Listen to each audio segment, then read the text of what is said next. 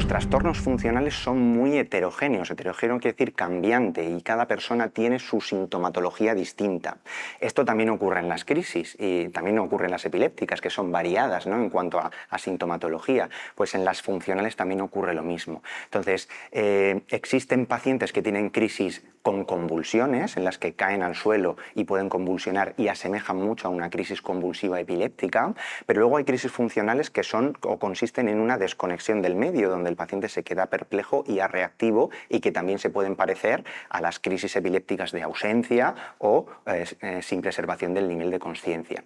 Los neurólogos, los médicos, tenemos datos que nos orientan a si es más una crisis epiléptica o una crisis funcional. Por ejemplo, datos que nos ayudan al diagnóstico de una crisis funcional es cuando el paciente cae al suelo y convulsiona de forma generalizada, pero está consciente en todo momento. Eso implica, o es un dato más a favor de una crisis funcional.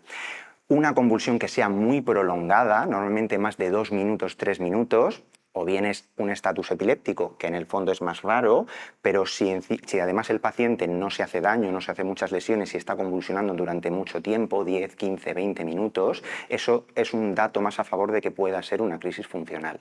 Por ejemplo, a la vez que convulsionan, que mantengan los ojos muy cerrados todo el rato, es otro dato que nos orienta a crisis funcional. Llanto durante las crisis, porque estos pacientes sufren mucho durante las crisis y lo expresan emocionalmente a veces así. Llanto durante las crisis también es otro dato de un trastorno funcional.